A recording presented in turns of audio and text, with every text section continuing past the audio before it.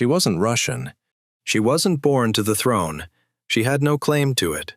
No army of her own, no money, not even a drop of Russian blood. She showed up in Russia as a teenage girl from a tiny German town nobody could find on a map, sent over to marry a man she'd met exactly once. And by the time she was done, she had ruled Russia longer than any woman in its history, made it bigger than it had ever been, and turned it into one of the great powers of Europe. She didn't inherit any of that. She didn't marry into it either.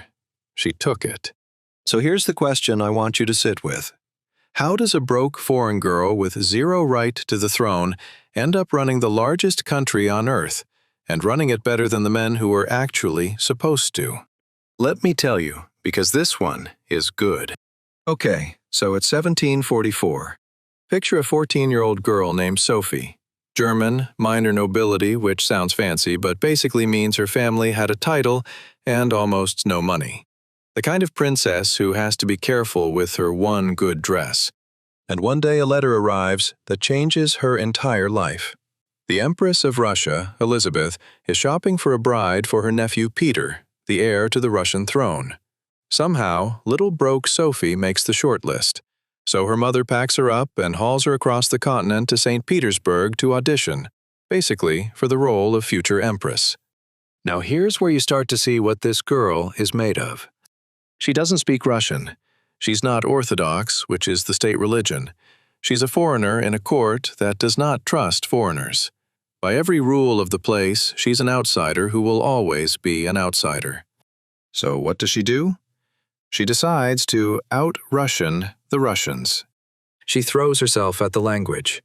There's a story that she'd get out of bed in the freezing middle of the night and walk around barefoot memorizing Russian vocabulary, which, sure, gave her a brutal case of pneumonia that nearly killed her, but when they thought she was dying and offered to bring in a Lutheran pastor from her homeland, she asked for a Russian Orthodox priest instead. The whole court heard about it. This little German girl, on what might be her deathbed, choosing Russia over home. That is not an accident. That's a teenager who already understands the game better than the adults around her.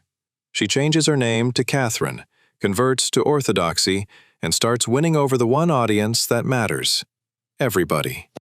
And then she actually gets married, and we hit the one tiny problem in the plan. Her husband is a disaster. I need you to understand how much of a disaster, because it matters. Peter is the heir to the throne of Russia, and he does not want to be Russian even a little bit. He worships Prussia, Russia's enemy. He plays with toy soldiers as a grown man. There's a story that he put a rat on trial in his bedroom and hanged it for a military crime. He insults the Russian church, mocks the army, and makes it loudly clear he can't stand his own wife. So Catherine, stuck in a loveless marriage to a man-child in a country that's still deciding whether to trust her, makes a choice. While he plays soldier, she reads. Voltaire, Montesquieu, the big Enlightenment thinkers, the ones rewiring how Europe thought about power and law and reason. She's not sulking in a corner. She's quietly getting an education in how to actually run a country, while her husband is upstairs court-martialing a rodent.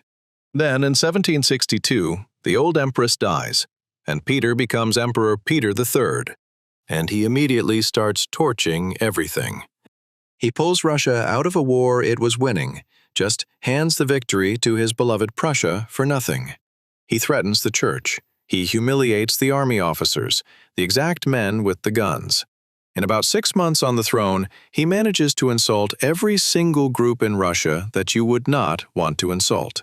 The army, the church, the nobility, all of them, looking around going, "Are we really stuck with this guy?" And standing right there, calm, fluent in Russian, Orthodox, beloved, well-read, is his wife. You can probably see where this is going. Catherine doesn't wait to be rescued, and she doesn't ask permission. She lines up the people who matter, the elite palace regiments, the church, the powerful families, and one summer morning she puts on a soldier's uniform, gets on a horse, and rides at the head of the troops into St. Petersburg. The soldiers don't grumble. They cheer. By the end of the day, she's been declared Empress and sole ruler of Russia in the cathedral, and Peter, off at a palace in the countryside, barely understands what's happening before it's already over. He signs away the throne almost without a fight. Within days, he's dead, and his reign of incompetence is just done. 6 months. That's how long the rightful emperor lasted. The foreign girl with no claim to anything had just taken the throne of the largest country on earth, and the country was thrilled about it. Now, here's the part that actually makes her great, because grabbing power is the easy bit. Plenty of people grab power. Holding it for 34 years and using it to drag your country into the future, that's the hard part. And this is where you really start rooting for her. Let's start with the one that tells you everything. It's 1768. Smallpox is sweeping across Europe, and smallpox is a monster. It kills you or it scars you for life, and it does not care if you're a peasant or a king. There's a new technique floating around called inoculation, where they give you a tiny, controlled dose so your body learns to fight the real thing. It works, but everyone's terrified of it because it sounds insane. On purpose giving yourself the disease that's killing everybody. So Catherine, the actual ruler of Russia, quietly brings in an English doctor and has herself inoculated first. The Empress, before anyone else. She puts her own life on the line to prove it's safe, and then has her son done too. She gets a mild case, recovers in 2 weeks, and then makes sure the entire country hears about it. And it works. Suddenly getting inoculated isn't scary, it's fashionable, because the Empress did it. She wrote that people were practically annoyed they'd already had smallpox the old way and missed their chance to be trendy. By 1800, 2 million Russians had been protected. She didn't order her people to take a risk she wouldn't take. She rolled up her own sleeve first. That's the whole personality in one move. And she's just getting started. She looks around at Russia and decides girls should be educated, which in the 1700s is a genuinely radical thought.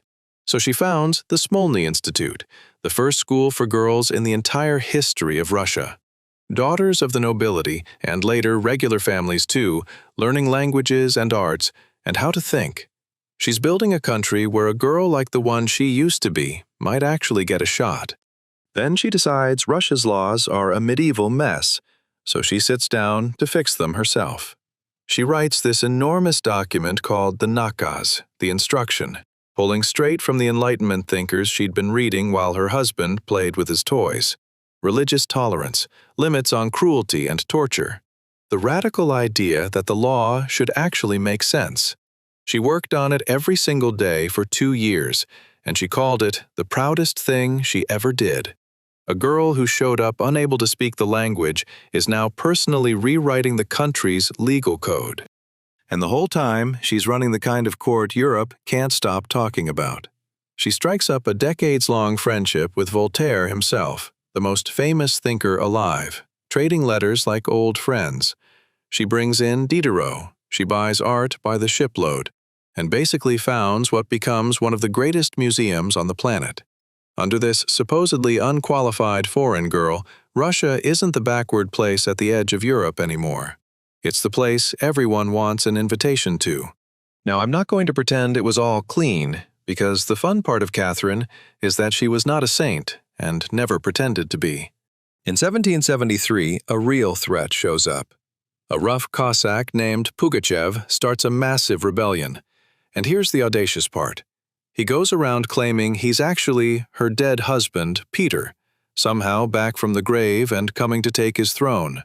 Tens of thousands of people follow him. It's the biggest uprising Russia has seen in ages, and for a minute, it genuinely shakes her. So she does what she always does. She doesn't panic, she organizes. She sends the army, crushes the rebellion, and that's the end of the man pretending to be the husband she'd replaced years ago. And then there's Potemkin, who is my favorite, because this is what a power couple actually looks like.